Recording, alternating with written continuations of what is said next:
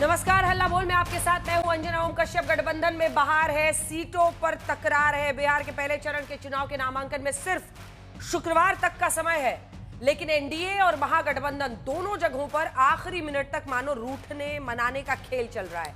और अभी तो महागठबंधन में सीट बंटवारे पर भी फैसला नहीं हुआ है। आज आरएलएम के प्रमुख उपेंद्र कुशवाहा की दिल्ली में केंद्रीय गृह मंत्री अमित शाह के साथ बैठक हुई। अमित शाह के साथ बैठक के बाद उपेंद्र कुशवाहा के तेवर थोड़े से नरम जरूर हुए, लेकिन क्या सिर्फ 6 सीटें मिलने से उठा तूफान शांत हो गया है? पसंद की सीटों को लेकर जेडीयू और चिराग पासवान की पार्टी एलजेपीआर के बीच भी दांवपेच साफ नजर आया। उधर महागठबंधन में कौन कितनी सीटें लड़ेगा, इस पर माथापच्ची खत्म होने का नाम नहीं ले रही। महागठबंधन अभी भी तेजस्वी यादव के मुख्यमंत्री पद के आरजेडी के दावे पर कोई ऐलान नहीं कर सका है, जबकि आज तेजस्वी यादव ने राघोपुर सीट से अपना नामांकन कर दिया। सवाल यह है कि क्या दोनों गठबंधनों में ये रस्साकशी गठबंधन में अपनी ताकत बढ़ाने की कवायद है? क्या इससे नुकसान नहीं होगा? क्या दोनों गठबंधन के छोटे दल बड़ी पार्टियों की रणनीति बिगाड़ रहे हैं? क्या आखिरी समय तक चल रही ये माथापच्ची चुनाव की तस्वीर बदल सकती है? यही है आज हल्ला बोल का विषय, क्योंकि आज एक्शन पैक्ट है बिहार का पूरा राजनीतिक मंच। पहले ये रिपोर्ट देखिए, फिर चर्चा की शुरुआत। पटना में सुबह ही कहा था कि गठबंधन के कंटेक्स्ट में कुछ इशू है जिस पर विमर्श की जरूरत है, और इसी विमर्श के लिए हम और नित्यानंद राय जी हम लोग आए। माननीय गृह मंत्री जी के साथ मुलाकात हुई। एनडीए ने 3 दिन पहले ही बिहार के सीट बंटवारे का ऐलान कर दिया था, लेकिन हुआ कुछ यूं कि सीट का अंतिम फॉर्मूला सुलझाने केंद्रीय गृह मंत्री अमित शाह के घर पर पंचायत बैठानी पड़ी। आरएलएम प्रमुख उपेंद्र कुशवाहा की केंद्रीय मंत्री नित्यानंद राय के साथ अमित शाह की बैठक हुई। उस इशू पर विमर्श हुआ और विमर्श के उपरांत अब हम उम्मीद करते हैं कि कोई कठिनाई आगे नहीं होगी। एनडीए की सरकार बिहार में निश्चित रूप से बनेगी। हर तरह से एनडीए में सभी घटक दल के लोग तैयार हैं।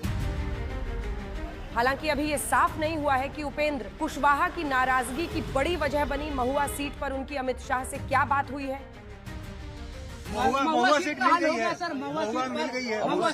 उस तरह की घोषणा तो अलग से प्रेस कॉन्फ्रेंस में होगा, लेकिन उस विषय पर विमर्श हुआ।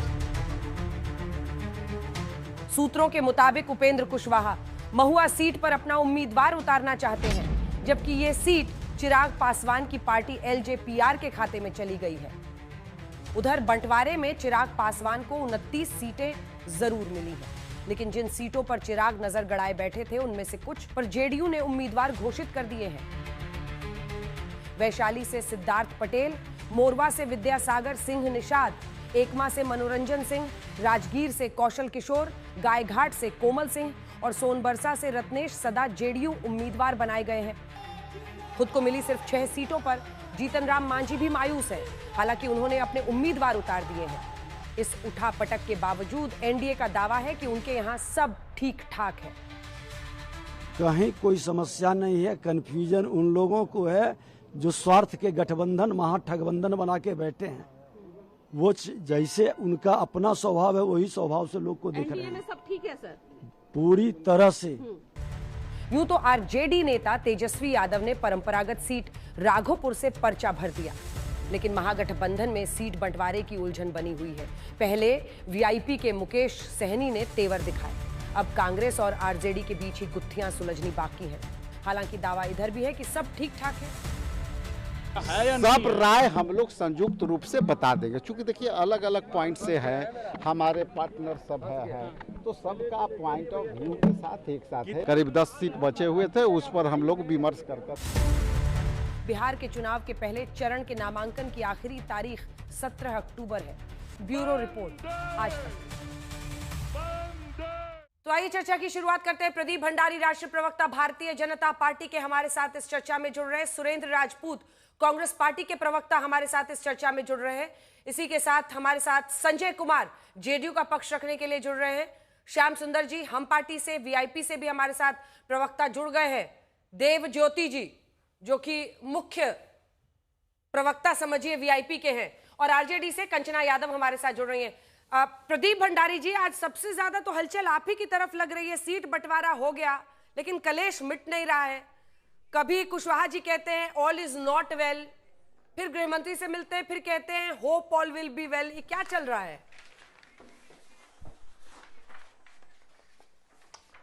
अंजना जी, एनडीए के अंदर स्पष्ट है 243 से 243 के अंदर नरेंद्र मोदी, नीतीश कुमार जी की लीडरशिप के अंदर हर एनडीए का कैंडिडेट लड़ने वाला है। ये आज तक की रिपोर्ट है और आज तक की रिपोर्ट उपेंद्र कुशवाहा जी को कोट करती है और कहती है बिहार में जरूर बनेगी एनडीए की सरकार। हर एनडीए का नेता कहता है कि एनडीए की सरकार बनेगी, पर इधर आप स्थिति देखिए, आज इनकी स्थिति यह है कि तेजस्वी यादव दिल्ली के अंदर कैंप करते, उनसे राहुल गांधी मिलते तक नहीं है। तेजस्वी यादव बेचारे अकेले चले जाते नॉमिनेशन भरने, जब सीट बंटवारा तक नहीं होता है उसके साथ में ना राहुल गांधी उसके बारे में उनको कांग्रेचुलेट करते हैं। लेफ्ट पार्टी 18 टिकट बांट देती है।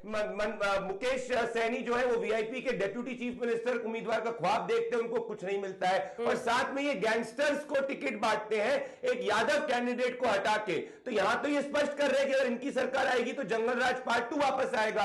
हमारे वहां पे अभिव्यक्ति की आजादी है, परंतु अभिव्यक्ति की आजादी के अंदर नेता, नीति, नियत, सीट बंटवारा, कैंडिडेट लिस्ट सब क्लियर है। और जब विड्रॉल के बाद आप देखेंगे आप पाएंगे कि 243 के 243, पर क्या वहां पे नेता क्लियर है? क्या राहुल गांधी तेजस्वी यादव को डिक्लेयर कर पाए? नहीं डिक्लेयर कर पाए। क्या पप्पू यादव मानते? नहीं। क्या मुकेश सहनी को डेप्यूटी चीफ मिनिस्टर उम्मीदवार घोषित कर पाए? नहीं कर पाए। तो वहां तो नेता, नीति, नियत, अलायंस कुछ भी क्लियर नहीं है। और साथ में जंगल राज पार्ट 2 क्लियर है। इसीलिए बिहार की जनता को जानती है कि नरेंद्र मोदी नीतीश कुमार को वापस से चुनेगी।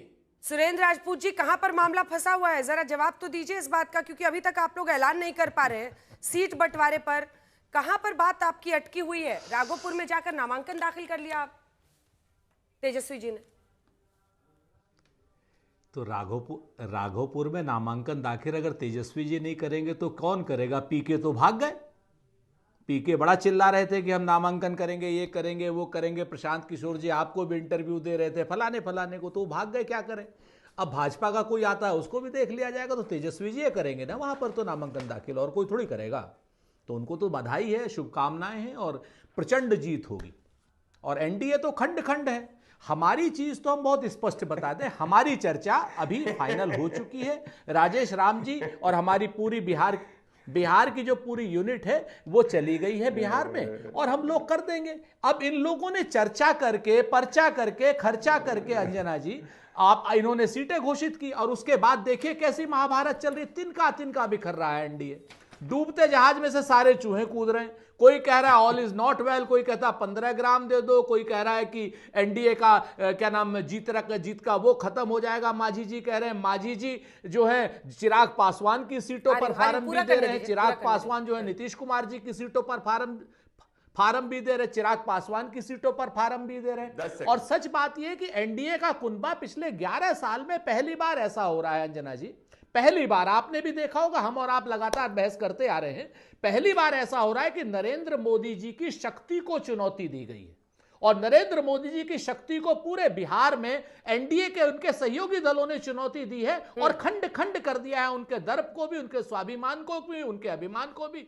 और ये जो माफिया राज नीतीश कुमार ने किया था इसको भी उन्होंने क्लियर कर दिया कि अब जाकर के बहुत साफ है कि बिहार में तेजस्वी सरकार आएगी, बिहार में क्या नाम महागठबंधन की सरकार आएगी। और हाँ, ये बात सच है कि हर दल की अपनी आकांक्षाएं होती, हर दल चाहता है 1-2 सीटें ज्यादा मिले। हमारे यहां ये सारी चीजें फाइनल हो करके आपको कैंडिडेट के साथ आज शाम तक हम जो है सीटों को भी बता देंगे। और हम एक जिम्मेवारी से बात कहते हैं, हमारे यहां पर ना कोई माझी रूठेगा, ना कोई दिनकर की कविता गाएगा, और ना ही कोई इस तरीके की बात करेगा कि ऑल इज नॉट वेल। जो एनडीए की जो स्थिति है, परिस्थिति, और भारतीय जनता पार्टी की स्थिति परिस्थिति अगर पिछले 11 साल में आपने एक बार भी देखी हो अंजना जी, तो अपने दिल पे हाथ रख के कह दीजिए कि यह बात अभूतपूर्व है या नहीं। ठीक है प्रदीप जी, जवाब दीजिए, उसके बाद मैं अन्य मेहमानों के पास जाऊंगी। और ये तो सच्चाई है कि देखिए आपके लिए सब कविता पढ़े जा रहे हैं, आपको पढ़ के सुनाती हूं। उपेंद्र कुशवाहा, आज बादलों ने फिर साजिश की, जहां मेरा घर था वहीं बारिश की। अगर फलक को जिद है बिजलियां गिराने की, तो हमें भी जिद है वहीं पर आशिया बनाने की। ये कोई महागठबंधन वाले तो लिख नहीं रहे हैं। उसके बाद से मांझी जी लिखते हैं, हो न्याय अगर तो आधा दो, यदि उसमें भी कोई बाधा हो तो दे दो केवल 15 ग्राम। 15 आपने दिए नहीं उनको, हैं? उसके बाद रखो अपनी धरती तमाम, हम वही खुशी से खाएंगे, अंजना जी। परिजन में पेयसी ना उठाएंगे। क्या चल रहा है ये? सबको शायर बना दिया आपने। आप अंजना जी, आप पुराना वाला पढ़ रही है, मैं नया वाला पढ़ता हूं। उपेंद्र कुशवाहा जी कहते हैं, नरेंद्र मोदी और नीतीश कुमार के नेतृत्व में एनडीए के सभी दल एकजुटता के साथ पूरी तरीके से तैयार है, बिहार में जरूर बनेगी एनडीए की सरकार। फिर मांझी जी कहते हैं कि नरेंद्र मोदी जी का मैं चेला हूं, नरेंद्र मोदी जी के लीडरशिप के अंदर एनडीए की सरकार बनेगी, जंगल राज पार्ट 2 नहीं लेके आएंगे।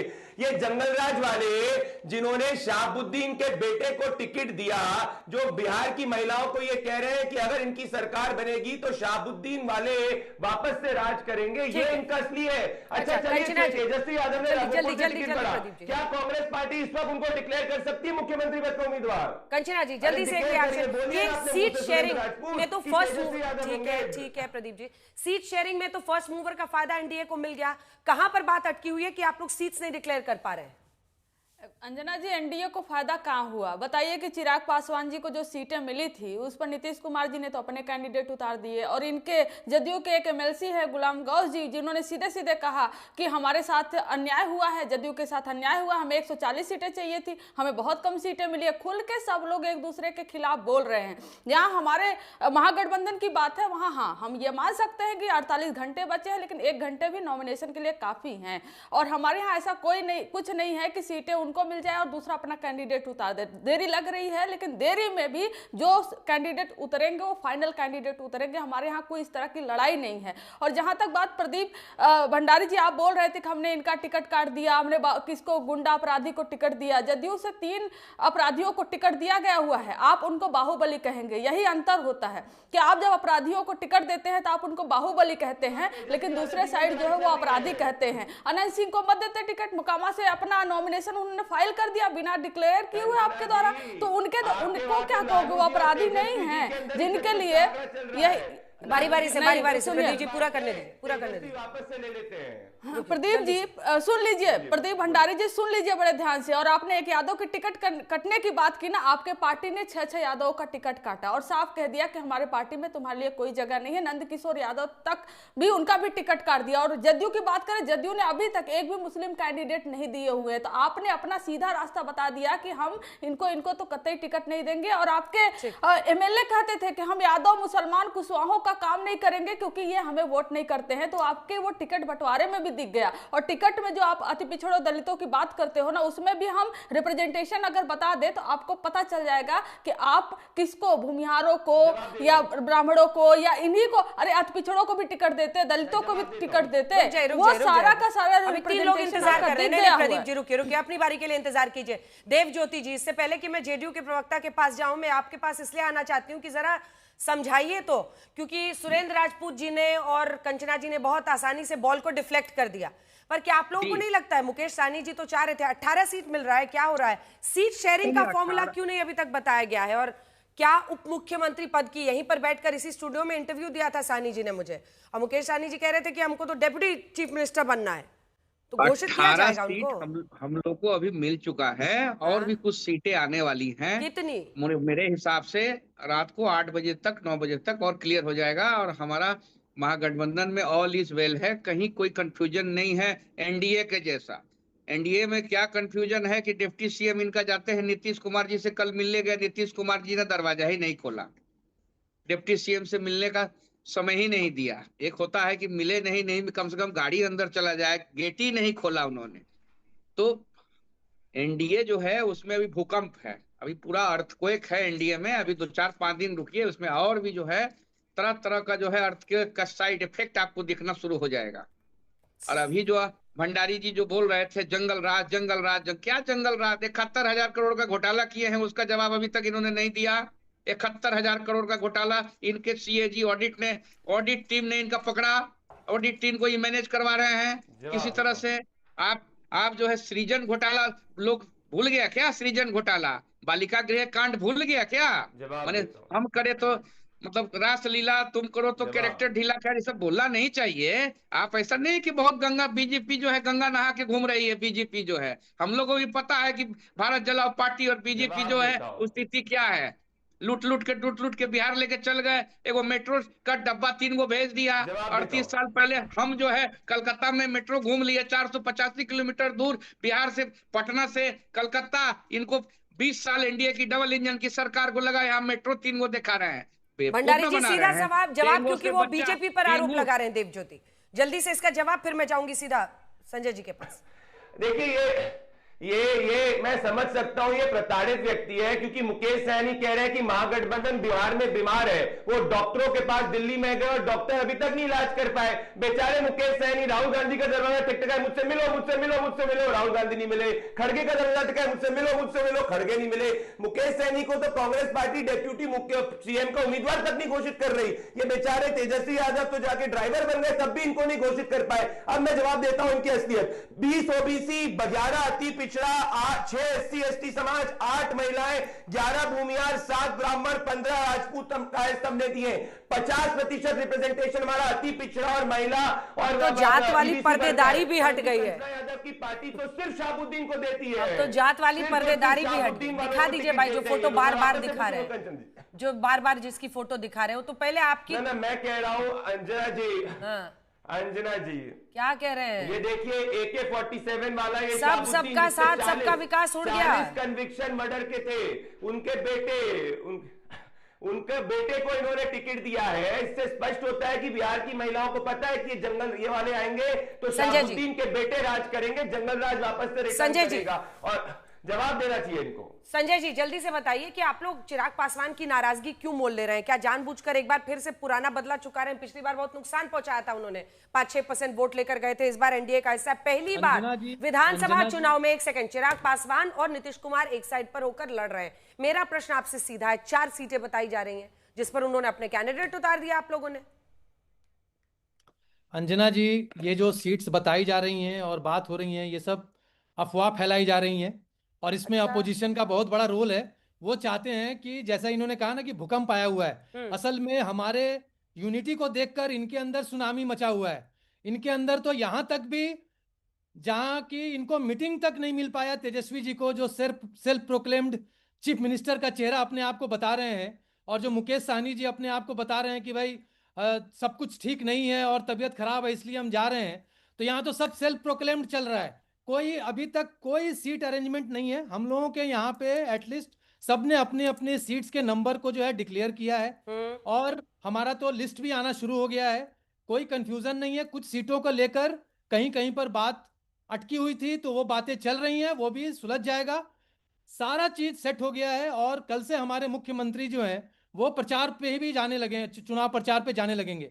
तो हमारे यहाँ कुछ भी गड़बड़ नहीं है, सब कुछ सेट हो गया है।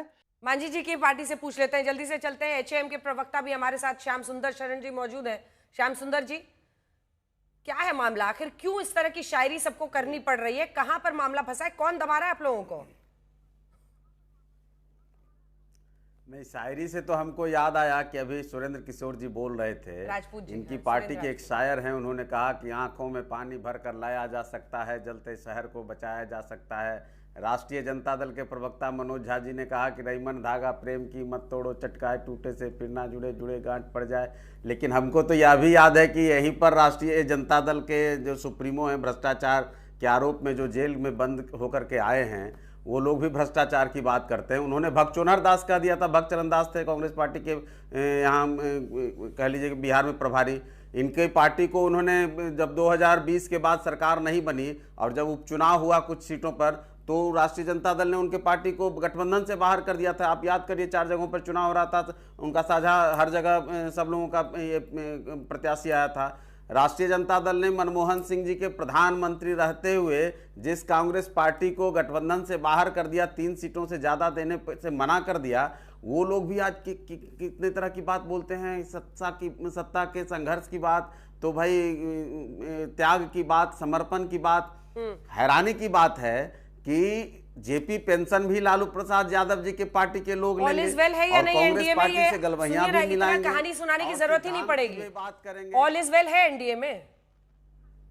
नहीं, एनडीए में तो ऑल इज वेल है, इसीलिए 20 साल से बिहार में एनडीए है, 11 साल से देश में एनडीए है। ये लोग जो हर चुनाव में भानुमती का कुनवा जोड़ा, कहीं का ईंट कहीं का रोड़ा जो करते रहते हैं, और हर चुनाव के बाद देखिए इनकी वही कहानी होती है, कभी साइकिल पंचर हो जाता है, कभी लालटेन फूट जाता है, कभी पंजा घायल हो जाता है। इनकी कहानी यही रहने वाली। अभी जो वीआईपी पार्टी के लोग बोल रहे थे, पिछले चुनाव में इनको ऐसा दर्द दिया था कि रोते हुए निकले थे, कहे थे पीठ में खंजर भोंक दिया।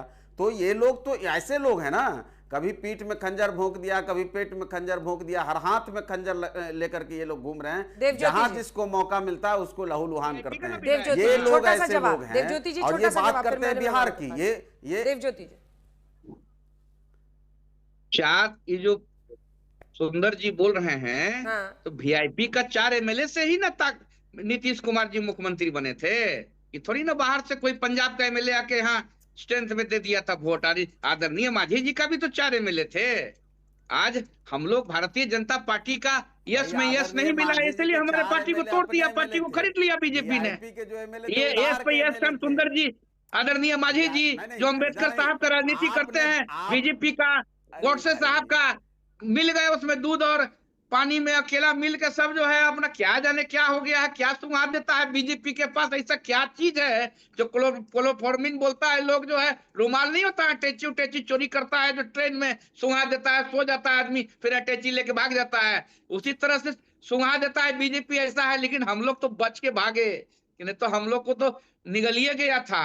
अजगर सांप से कम नहीं है बीजेपी। ठीक है, बीजेपी जो है। अब जवाब दीजिए जल्दी से भंडारी जी, इसका जवाब आपसे बनता है। जब कोई चला गया तो उसको खरीद लिया आपने। आप इधर से उधर हो रहे हैं तो आपको कौन खरीद रहा है? आपके नेता हर चुनाव में पलटी मारते हैं इधर से उधर। ठीक है भंडारी जी, जो वो क्लोरोफॉर्म सुंघाने की बात कर रहे हैं उसका जवाब दीजिए, फिर मैं आ रही हूँ कंचना जी। क्लोरोफॉर्म सुंघाने, देखिए जब ये महागठबंधन में गए, जब ये महागठबंधन गए तो इनको ऐसा विष पिलाया गया कि जब बाबा साहेब अंबेडकर जी की प्रतिमा को लालू प्रसाद यादव अपने पैर पर रख रहे थे तो ये सोते रह गए। मुकेश सहनी वाले लोग एक बार नहीं बोले लालू प्रसाद यादव के अगेंस्ट। ऐसा विष पिलाया इनको संविधान विरोधी और दलित विरोधी लोग है ये। अब सुनिए मांझी जी जब हमारे साथ में और हमारे इतने बड़े नेता हैं, 14 मिनट पहले अंजना जी ने क्या ट्वीट किया है, बिहार की जनता ने ठान लिया है एक बार फिर एनडीए की सरकार बनने वाली है, और वो इस वक्त लखीमसराय के अंदर प्रचार कर रहे हैं विजय कुमार सिन्हा डिप्यूटी मुख्यमंत्री के साथ। अब आप मुझे बता दीजिए, क्या अभी तक तेजस्वी यादव ने पर्चा भरा? क्या राहुल गांधी उनके साथ दिखे? नहीं। क्या मल्लिकार्जुन खड़गे ने उनको धन्यवाद करा? नहीं। क्या अभी तक उनको डिक्लेयर किया? नहीं। क्या वो दिल्ली में पहुंचे, उनसे किसी ने मीटिंग करी? नहीं। तो यहां तो नेता को ही नहीं एक्सेप्ट किया जा रहा है। हमारे यहां तो नेता को भी एक्सेप्ट किया गया, नरेंद्र मोदी, नीतीश कुमार। हमारे पास सीट बंटवारा भी हो चुका है, विड्रॉवल के पहले सब चीज ठीक हो जाएगी। पर यहां तो ये इतने घबरा रहे हैं क्योंकि इनको पता है जिस समय सीट बंटवारा करेंगे 80% महागठबंधन टूट जाएगा, इसीलिए डर के मारे सीट बंटवारा भी नहीं कर पा रहे। कंचना जी इसका जवाब दीजिए। बार बार जो कहा जा रहा है कि तेजस्वी जी को वक्त ही नहीं दिया मिलने का राहुल गांधी ने, सच्चाई है क्या इसमें? 60 सीट पर कांग्रेस अड़ी हुई है, यह भी दावा किया जा रहा है, इसमें सच्चाई है? देखिए, तेजस्वी जी को मिलने का वक्त नहीं दिया गया, इसमें कोई सच्चाई नहीं। सबसे पहले क्या कोई ऑफिशियल प्रेस नोट कुछ भी आया था कि हाँ राहुल गांधी जी से मिलने जा रहे हैं? आपको भी मालूम है, सबको मालूम है। कुछ दिन प्रेस में उनको जाना था कोर्ट में, और कोर्ट की वजह से वो दिल्ली आए हुए थे, तो कांग्रेस के कुछ लोगों ने इच्छा जताई कि हाँ मिलना है इस मीटिंग पर। खैर ये सब इनके पास एक बहाना है, लेकिन मैं एक और अच्छी स्टोरी बताना चाहती हूँ ये कि कैसे नीतीश कुमार जी को निपटाना चाह रहे। सबसे पहले बोले चिराग पासवान जी, हनुमान जी आप नाराज हो जाइए। आप जब नाराज हो जाएंगे तो हम सब आपके पीछे मनाने के लिए भागेंगे और बोलेंगे 30 से कम सीटों पर मान ही नहीं रहे चिराग जी। फिर 29 सीटें दिए चिराग जी को, कौन? जो जदयू की सीटें हैं वो। और इस तरीके से भारतीय जनता पार्टी ने अपनी सीटें 142 तक कर ली और नीतीश कुमार जी को 101 पर छोड़ दी थी। इस तरीके से जब निपटाने की कोशिश कर रहे हैं तो आया नीतीश कुमार जी नाराज है और नीतीश कुमार जी ने अपने कैंडिडेट उतार दिए। तो ये अपने रायता को सबसे पहले ये सुलझाए और दूसरों एक दूसरे के सामने ये लोग तलवार लेकर खड़े हैं, फिर भी बोलेंगे all is set, all is well. All is well कहां है? लेकिन हमारे में हम कह सकते हैं कि हाँ टाइम बचा हुआ है 48 घंटे का, लेकिन ऑल इज वेल है हमारे यहाँ। हर कोई रायता तो कई घरों में फैला हुआ है, इनका रायता एक घर में फैला हुआ है, आपका तो कई घरों में फैला हुआ है। कंचना कितने घरों में फैला हुआ है अंजना? कांग्रेस पार्टी, और वो कह रहे हैं कि 18 भी दिया, अभी और सीटें देंगे। देवज्योति जी दावा ठोक रहे हैं और डेप्यूटी सीएम भी चाहते हैं। नहीं, दावा ठोकने में, दावा तो हर कोई ठोकता है। हमारी भी पार्टी गई थी झारखंड में, वहां दावा ठोकी थी। दावा ठोक सकते हैं क्योंकि सबके कैंडिडेट होते हैं, सबके एम्बिशंस होते हैं। फिर बैठकर बात होती है कि हाँ आपका कैंडिडेट यहां जीत पाएगा, या हमारा कैंडिडेट यहां जीत पाएगा, या कोई और यहां पर जीत पाएगा, और उसका फॉर्मूला आपको मिल जाएगा और आप सबको ब्रेकिंग न्यूज इस पर मिल जाएगी। हमारे यहाँ तलवार नहीं खींच रहे एक दूसरे पर, और किसी एजेंडे और किसी प्लान के तहत एक पार्टी को बर्बाद करने, खत्म करने पर नहीं उतरे हुए। संजय झा जी आगे आ रहे, लेकिन क्या नीतीश कुमार जी अभी आकर एक भी बयान दिए?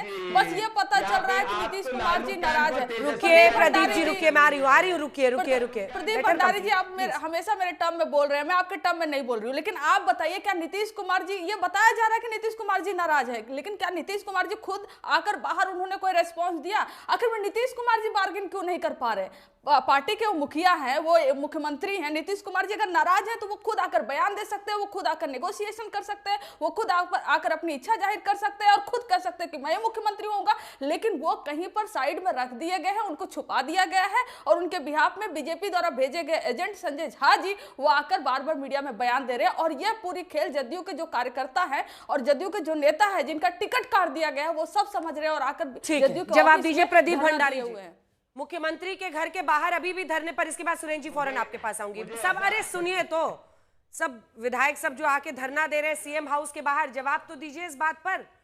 अब वो कह रही कि आप लोग जेडीयू को तो 101 सीट पर लड़ा रहे हैं, लेकिन ये सारे घटक आपके साथ हैं, आप लोग 142 पर लड़ रहे हैं। मैं जब कंचना जी को सुन रहा था तो मुझे लगा बॉलीवुड के कोई स्क्रिप्ट राइटर जो है वो अपनी अगली पिक्चर के लिए कहानी लिख रहा है, वो राजनीति की और तथ्यात्मक बात नहीं कर रही। तो ये इनको कहानी बॉलीवुड की किसी पिक्चर के लिए देना चाहिए।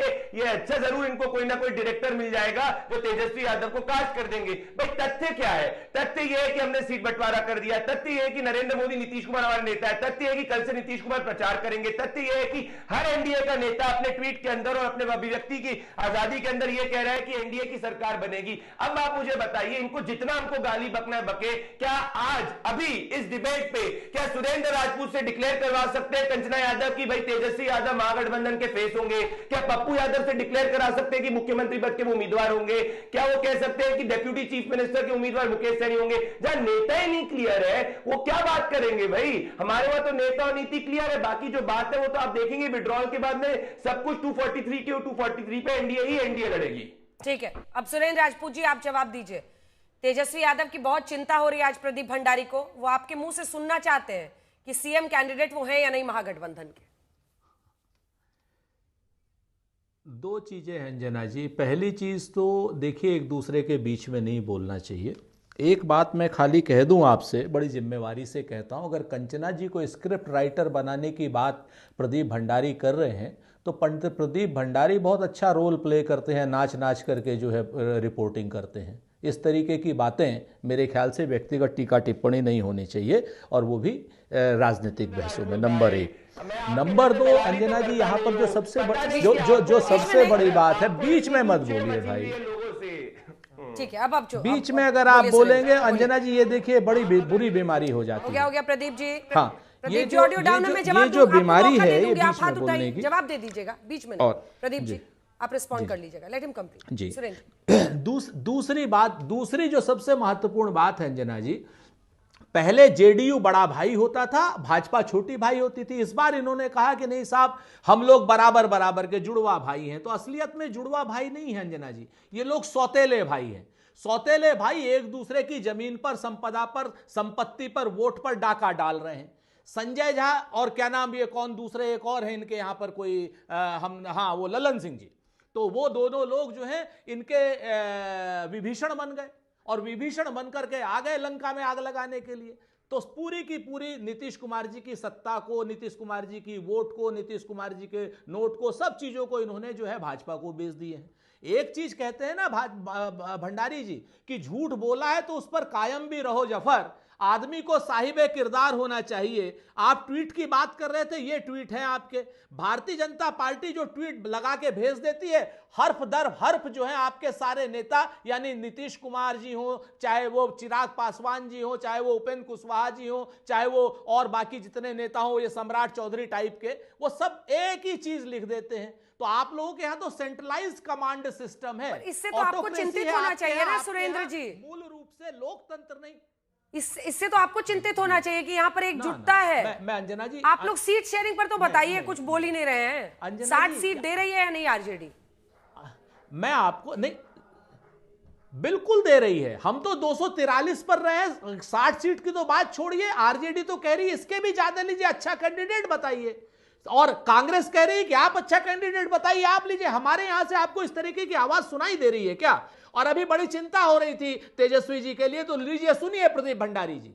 क्या नाम, बिहार में हमारे सबसे बड़े नेता तेजस्वी यादव जी हैं। तेजस्वी यादव जी के नेतृत्व में चुनाव लड़ा जा रहा है और मुख्यमंत्री भी वही और उप मुख्यमंत्री भी वही होगा जो तेजस्वी जी चाहेंगे। अब लीजिए, सुन लीजिए, आपको हमारे गठबंधन में बड़ा क्लियर है। आपके गठबंधन में क्लियर नहीं, आप कहते हैं आपके चैलेंज पे उन्होंने बोल दिया कि सीएम उन्हीं को बनाएंगे। अब क्या सुनना है? आपके गठबंधन में ये चीज बिल्कुल क्लियर नहीं है कि नीतीश कुमार जी है मुख्यमंत्री। है हिम्मत तो कहलवाइए जाकर नरेंद्र मोदी जी से। और दूसरी बात मैं आपको कंप्लीट करिए। अंजना जी, मुझे बोलने का 10 सेकंड और दे दीजिए जी। अंजना जी, ये इनकी इतनी गजब की सरकार है कि 9 करोड़ लीटर दारू चूहा पी जाता है, 7,581 करोड़ के 130 पुलिया चूहा खा जाता है, 1,000 करोड़ का बांध चूहा खा जाता है।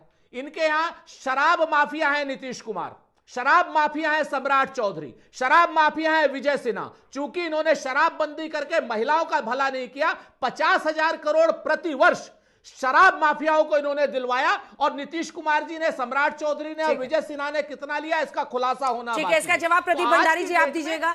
लेकिन आप सुरेंद्र जी बता नहीं पा रहे हैं। इतना प्रेम है कि आप कह रहे हैं नहीं आप ये सीट ले लो, और आरजेडी वाले कह रहे हैं नहीं आप ले लो। इतना प्रेम है, लेकिन आप लोग सीट शेयरिंग में कितनी सीटों पर लड़ेंगे ये नहीं अनाउंस कर पा रहे हैं। ये प्रेम समझ में नहीं आ रहा है ये कौन सा प्रेम है। लेकिन प्रदीप भंडारी जी, उन्होंने आपकी पार्टी पर और शराब को लेकर बहुत सारे गंभीर आरोप लगाए हैं, उसका जवाब दीजिए।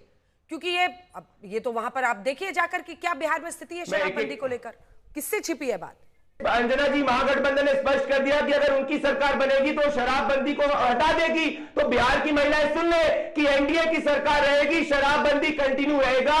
सुरेंद्र जी रुक जाइए, मैं जवाब लूंगी, रुक जाइए। इन्होंने पहले से ही जंगल राज पार्ट 2 की बात कर दी और वापस से ये कह रहे हैं कि हम शराबबंदी को ये वापस से हटा देंगे। तो आज बिहार की महिलाएं देख ले कि अगर महागठबंधन की सरकार बनेगी तो शराबबंदी को हटा देगी, हम शराबबंदी को कंटिन्यू करेंगे। अगर कुछ लूप होले तो उसको भी सही करेंगे।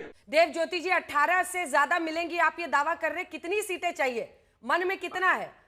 हम लोगों तो पिछली बार साहनी जी 40 बोले थे। हमको सीटें मिलेगी कितना? और हमारे आदरणीय नेता ने ये भी कहा है, आज बैठक थी, अगर राष्ट्रीय जनता दल एक भी सीट नहीं देगी, कांग्रेस एक भी सीट नहीं देंगी, उसके बाद भी वीआईपी का एक पार्टी और एक जिलाध्यक्ष जो है बीजेपी को हराने के लिए संकल्प लिया हुआ है। आज सारे जिलाध्यक्षों की बैठक हुई थी, उसमें सारे लोगों ने उस पार्टी का जो निर्णय हुआ है कि बीजेपी को किसी तरह से बिहार से भगाना है, उसके लिए हमारे पार्टी के नेता आदरणीय सनफ मला मुकेश सैनी जी निर्देश दिया है। हमारा डेप्यूटी सीएम वाला भी निगोशिएबल है ना, वो भी छोड़ दीजिए। जब सीट ही छोड़ रहे हैं, आप कह रहे हैं 0 सीट भी मिलेगा। नहीं, हमको अगर एक सीट भी राष्ट्रीय जनता दल नहीं दे, उसके बाद भी हमारे आदरणीय नेता उनके छोटे भाई को नहीं छोड़ेंगे, हम बता दे रहे हैं। क्योंकि भाजपा ने, भारत जलाओ पार्टी ने जितना दुख दिया है, उतना दुख हमको नहीं लगता है कि किसी ने दिया होगा। आप नीतीश बाबू के खिलाफ नहीं बोल रहे हैं, खाली बीजेपी को टारगेट कर रहे हैं, इसकी क्या वजह है? गरीब का पार्टी को देव जी, आप बीजेपी को तोड़ा,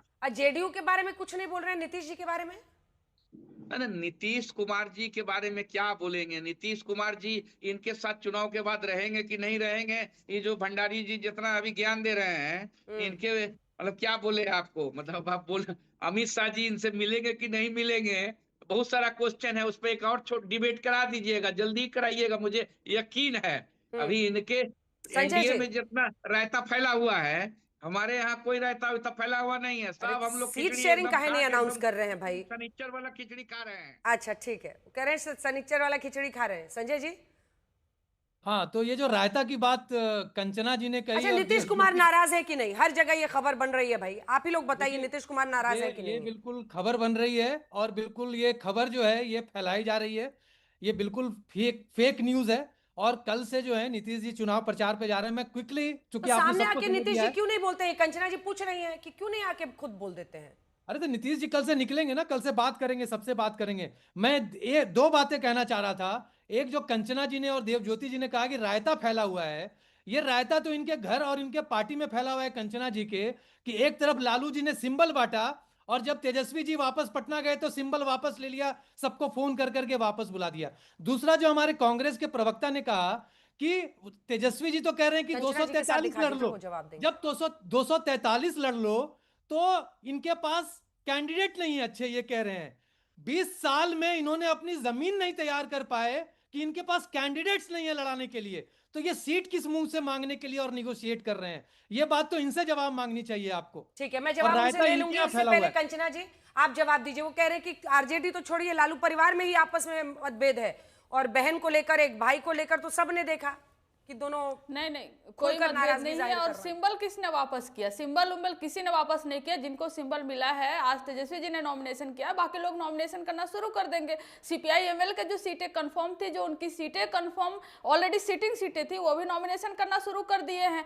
तो यहाँ पर तो कोई प्रॉब्लम ही नहीं है। जो सीटें, सुनिए, ये आप 57, आप कभी 57 अनाउंस करते, 57, कभी वो कुछ अनाउंस करते, कभी वो कुछ अनाउंस करते, कभी उनके खिलाफ कर देते, ऐसा नहीं है। हमारे यहाँ जो सीटें कंफर्म है कि हाँ यही यहाँ पर जीतेंगे, वो अपना नॉमिनेशन करना शुरू कर दिए। और आज तेजस्वी जी ने भी नॉमिनेशन किया। तो बात आइए आप अपने ऊपर, आप हमारे घर में मत झांकिए। एक भाई नाराज है, एक बहन नाराज है। भाई जो है वो अलग, उनकी पार्टी है, वो अपना अलग चुनाव लड़ रहे हैं और कोई और नाराज नहीं है। और अगर हमारे परिवार में ही आपको राजनीति करना है तो कर लीजिए, लेकिन एक बात बड़ी तय है। क्यों प्रदीप भंडारी जी को चुभ गया मेरी बात और स्क्रिप्ट लिखवाने लगे? क्योंकि हकीकत है वो। और 2020 में भी यही हुआ था। चिराग पासवान जी को प्लांट करके, मैं कह रही हूं प्लांट करके, नीतीश जी के खिलाफ लड़ाया गया था। और वही इस बार भी इनका जो है कि यही प्लान था कि कैसे नीतीश कुमार जी को तोड़ा जाए और खत्म किया जाए। और एक तो और थे, खूब माहौल बनाए थे कि राघोपुर से मैं लड़ूंगा, तेजस्वी यहां से भाग जाएंगे। आज तो वो भी कह दिए कि चुनाव नहीं लड़ेंगे। और देखिए कैसा दुर्भाग्य है कि हमारे साथ बैठने के लिए उनके प्रवक्ता भी नहीं है। नहीं तो हर रोज हमारे साथ में आकर बराबर में बैठते थे कि मैं भी एक विपक्ष हूं,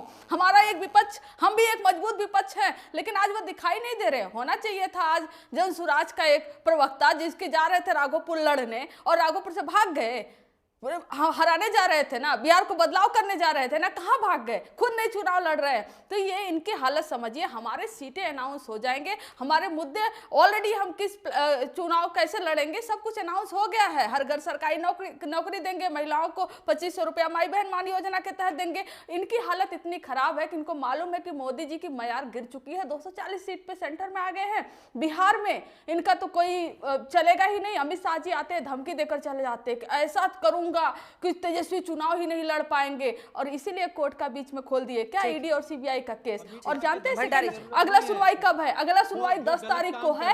11 तारीख को बिहार में वोटिंग है। 11 को बिहार में वोटिंग है। दोनों सवाल आपके मैं पूछ लेती हूँ, दोनों सवाल पूछ लेती हूँ। राघोपुर से जनसुराज, जिनको वो आपकी बी टीम कह रहे हैं, और खबर थी कि खुद लड़ सकते हैं पीके, और पीके वहां से नहीं चुनाव लड़ रहे हैं। लेकिन तेजस्वी यादव ने राघोपुर में जब नॉमिनेशन फाइल किया, उसके बाद उन्होंने कहा, अब नीतीश कुमार को लेकर उन्होंने कहा है कि नीतीश कुमार नहीं चला रहे हैं, ललन सिंह, संजय झा, विजय चौधरी मिलकर चला रहे हैं। वो कह रहे हैं कि सब कुछ बीजेपी को बिक गया है जेडीयू में। और दूसरा उनका सवाल था कि 10 तारीख को अगली सुनवाई है, 6 और 11 को वोटिंग होनी है बिहार में, आप टारगेट कर रहे हैं तेजस्वी यादव। देखिए रंजना जी, बिहार की जनता अच्छी तरीके से जानती है कि कैसे जहां इन्होंने पहले नौकरी का वादा करके इन्होंने जमीन हड़पी थी, आईआरसीटीसी के अंदर जमीन हड़पी थी और परिवार, लालू परिवार की जमीन आगे हड़पी थी। ये जो पोल प्रॉमिस कर रहे हैं वो कुछ नहीं, हर बिहार के गरीब परिवार की जमीन हड़पना चाहती है। जैसे लालू यादव करते थे, उनसे सीखकर Tejashwi Yadav land for job scam part 2 लेके आए हैं। अब ये देखिए इनकी स्थिति क्या है। हम तो कह रहे हैं हमारे वहां पे नेता नीति क्लियर है, कैंडिडेट बांट दिया, टिकट सीट वितरण हो गया। यहां तो लालू यादव और तेजस्वी यादव में लड़ाई है भाई। ये तो एक तरफ रात को लालू यादव कैंडिडेट बांटते, तेजस्वी यादव सिंबल वापस ले लेते। सुनिए यहां राहुल गांधी की स्थिति देखिए, ये रहा राहुल गांधी का ट्विटर हैंडल। अगर इनका अलायंस सही होता, हमारे वहां तो हर व्यक्ति यहां पे ट्वीट करता है कि भाई हम नरेंद्र मोदी, नीतीश कुमार ने, यहां पे तेजस्वी यादव ने नॉमिनेशन तक भर दिया।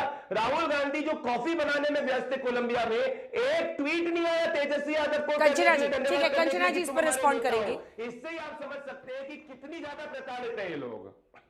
आप क्या राहुल गांधी जी के पीछे पड़ गए हैं? बिहार का चुनाव है, मैदान में उतरिए। मैं तो आपसे सीधा सीधा सवाल पूछ रही हूँ ना कि आखिर में जब अगली सुनवाई, अगली जो वोटिंग 11 को होगा तो अगली सुनवाई 10 को क्यों है? और अमित शाह जी आकर बिहार में धमकी देकर जाते हैं कि तेजस्वी को इस लायक नहीं। आप लोग की जो बौखलाहट है, वो फ्रस्ट्रेशन है, वो समझ में आ रहा है। सुरेंद्र जी को जरूरत ही नहीं है, जेल जाना प्लान है आप लोग का, बारी दिखाई दे रहा है पब्लिक में।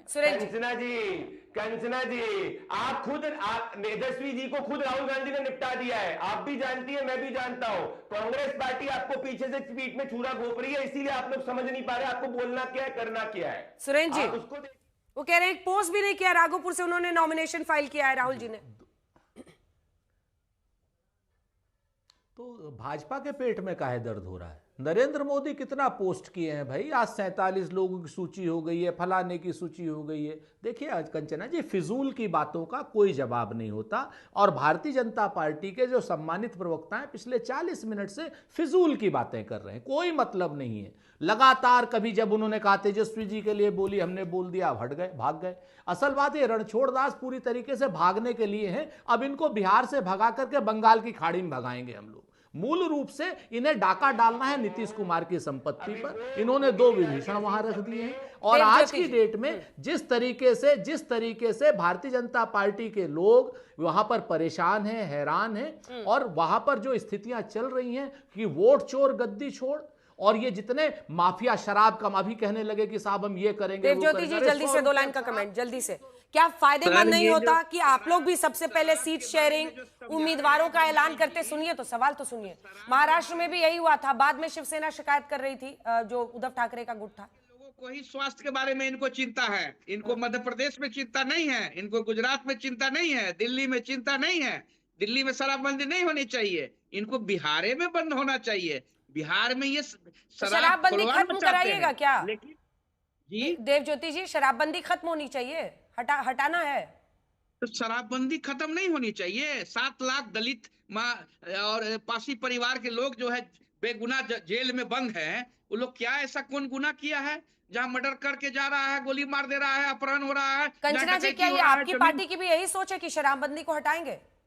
देखिए नहीं अंजना जी, सबसे पहले ये कि शराबबंदी को लेकर क्या होगा वो फैसले लिए जाएंगे, लेकिन ये हकीकत है कि शराबबंदी एक फर्जी कानून बनाकर सामने से दिखाया गया और बैकडोर से कुछ लोगों को टेंडर दे दिया गया जहरीली शराब पीने के लिए, और जहरीली शराब पीकर कितने लोग मरे हैं उनके साथ जस्टिस होना चाहिए। ये आंकड़े नहीं देंगे कि जहरीली शराब से कितने घर तबाह हो गए। इसको लेकर तो सोचना पड़ेगा ना। ताड़ी जो होता है, जो पासी समाज का एक ट्रेडिशनल व्यवसाय होता है, ताड़ी जो नेचुरल पे है उस पर बैन लगा दिया इन्होंने, और पासी समाज का और कोई काम नहीं था और कोई व्यवसाय नहीं था, उनको पूरी तरह से बेसहाय कर दिया गया है। बहुत सारे पहलुओं पे सोचना पड़ेगा। और ताड़ी पे टैक्स जो है लालू जी ने हटाया था। थोड़ा सा टाइम की कमी है सुरेंद्र जी, आपकी पार्टी की भी यही सोच है कि शराबबंदी पर विचार किया जाए, हटाया जाए उसको?